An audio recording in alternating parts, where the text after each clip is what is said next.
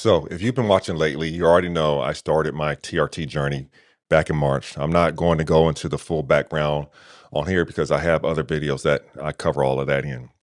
This is more of a follow up to where things stand right now. Welcome, I'm Charles, also known as RMZ in these GLP-1 streets.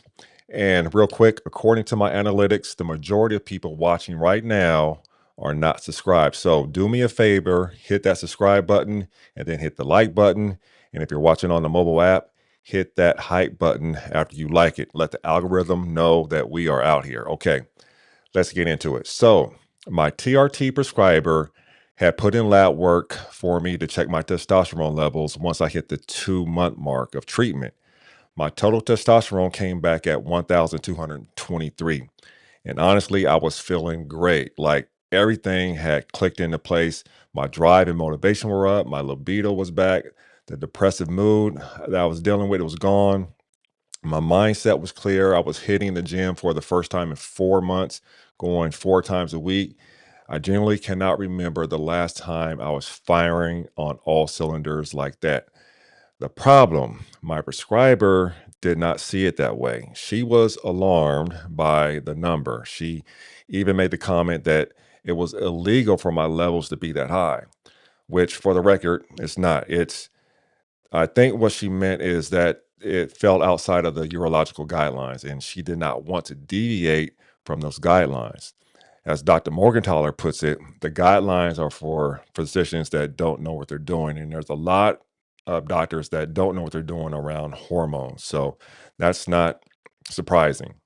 Now, here's the other issue I had to deal with that I had to get handled. When she put in my lab order, she only tested for total testosterone, and as I've talked about before, that number on its own is useless. What actually matters is your free testosterone because that is the portion your body can actually use. And because I have elevated SHBG, a significant amount of my total T is bound up and unavailable. So the total number tells you almost nothing about what's actually happening in your body. Now, she dropped my dose from zero point 0.5 milliliters twice a week or 100 milligrams per week down to zero point 0.3 milligrams twice a week, which is about 60 milligrams per week. And almost immediately, a lot of those symptoms that I had before starting TRT started creeping back. Not as intense as before, but very noticeable, definitely noticeable. Now, new labs came back showing my total T had dropped to 781 nanograms per deciliter when she dropped my dose. This time she did the additional markers. They confirmed my SHB level was elevated again. My free T came back at 78.6 picograms per milliliters. That number technically falls within the normal range, but normal is not the same as optimal, especially for me specifically. So I walked into my follow-up appointment armed. I had data, reports, and studies from Dr. Morgentaler, from Dr. Mokera, from the AUA, from other sources as well. My goal was to make the case to shift the focus from my total T number and work towards getting my free T above 100 picograms per milliliter. And here's why that target matters. Dr. Morgentaler explains it in this way. Men with high or elevated SHBG can have total testosterone that looks completely normal on paper, but still have testosterone deficiency because their free T is low. Clinically, free T levels below the 65 to 100 picograms per milliliter range have been used to identify candidates for treatment. And that's where I was. At one point, I was at 47, I believe. And in this case, I'm still below that 100 picograms per milliliter range at 78. So I'm still below there. He also states that in his practice, free testosterone has proven more clinically useful than total testosterone precisely because it is not affected by SHBG variability. In symptomatic men, a calculated free T below 100 picograms per milliliter is consistent with a diagnosis of testosterone deficiency. So she agreed to move me up to zero point 0.4 milliliters twice a week or 80 milligrams per week. She also scheduled my next follow-up in September with her boss, who she says has more experience or expertise on this subject. I guess she's done with me, at least for now. So I'm looking forward to that meeting in September. Now, to be transparent, in the interim, I went back to zero point 0.5 milliliters twice a week because I know it worked and it took me weeks to get back to how I was feeling once I bumped my dose back up after she dropped it. Now, in light of all of this, I want to be tracking my levels every single month. So I always have current data and can really dial in my protocol. I started looking into at-home blood test options and wanted something more accurate than just a basic finger prick or saliva. That's how I came across a company called Rythm Health. They are SLIA and CAP certified labs, which means they meet the highest federal standards in the medical industry's quality benchmarks for accuracy. They also use a tassel blood collection device that draws about a milliliter of blood from your capillaries, which is a proper blood draw, not just a fingertip scrape. I'm not partnered with them, but if you want to try them, there's a link in the description that gets us both $20 off when you use it. The cost is about $79 per month plus shipping. You can also pause the subscription at any time, and you can pause it for up to 90 days and cancel it whenever you want. Now, let me walk you through the actual blood draw process. So I ordered my test. They FedExed it to me. I got it the very next day. I think I got it. They sent it on Monday. I got it on Tuesday. It is now Thursday morning, which is when I would get my blood test done when I go to the labs. I am fasting. They want you to do it fasting, so I am fasting. I did drink about 10 ounces of water before starting this video, as they want you to drink water before to get the blood circulating a little more. So this is the package. I haven't opened it yet. I'm going to open it up here.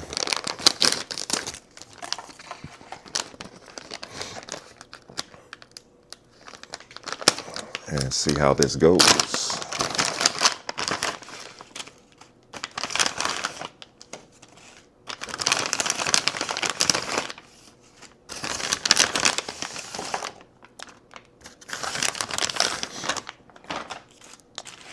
All right, so they give you a return package. You can either scan it and you can schedule a pickup from FedEx, or I'm not sure if it's FedEx or Uber delivery service that takes it to FedEx, or you can drop it off at a FedEx location. So Band-Aid, Rythm Band-Aid, alcohol wipe, container to send the sample back in, the vial, and this vial attaches to this device. This device sticks to your arm and draws the blood out. It draws it out through the capillaries instead of doing it through the veins, which in my opinion makes it more accurate than a finger stick, I hope. Gauze and instruction packet. So let's see how this goes. Now, this is a device that is, I guess you crack it or you push these buttons here and it heats up. It's a heating pad. So there's some kind of chemical reaction, and they want you to put it on your arm for a number of minutes. I think 4 to 5 minutes, I think it is. Yeah, 4 minutes. So we'll do that. So there's this little,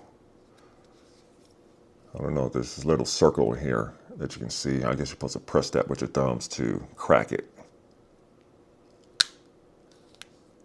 And I just cracked it, and you can see it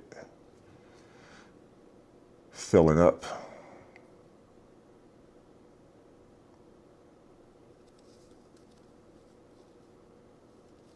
And you can feel it, I can feel it warm. So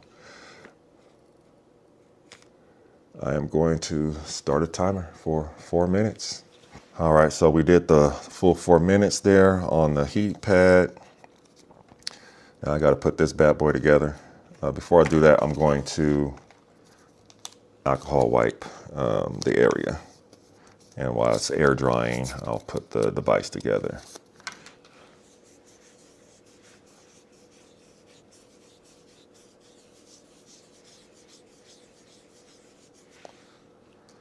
All right. So this is, I think it's called a tassel device.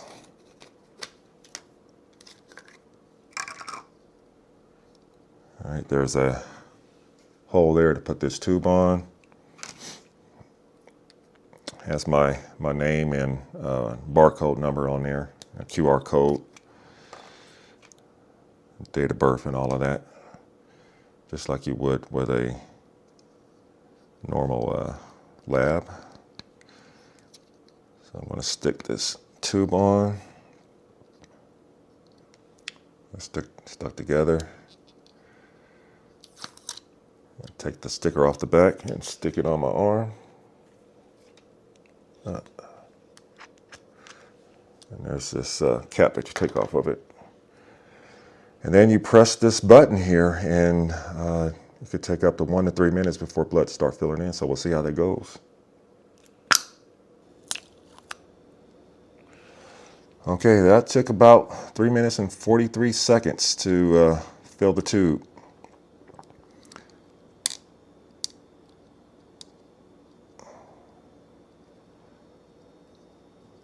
So not bad at all.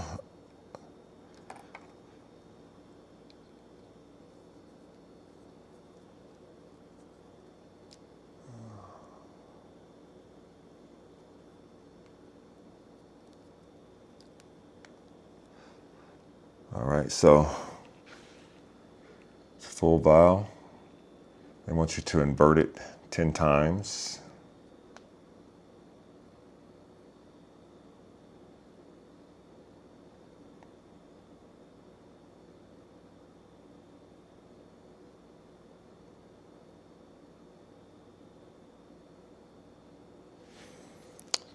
All right, so this is the tube to send it back in.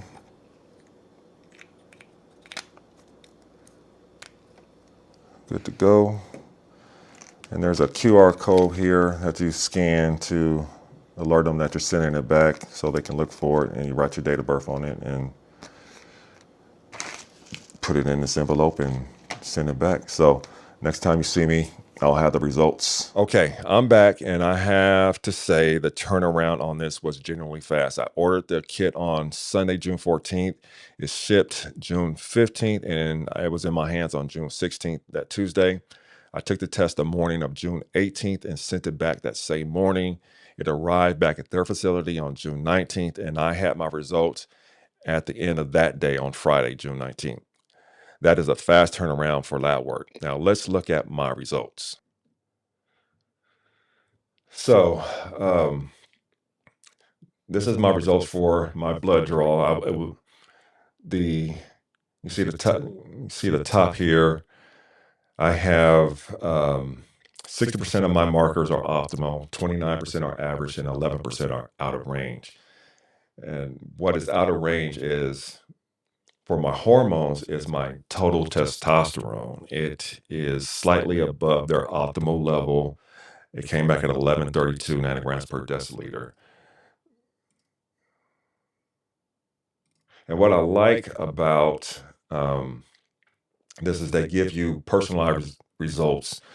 There's a quiz that you can take to dial in the AI assistant or coach here that they have here. It takes the number of hours you sleep, your weight, your body fat, and things of that nature, along with what supplements that you're taking along with that, and it takes those things into account. So like my vitamin B level is extremely high, and that's because I take a bariatric multivitamin daily.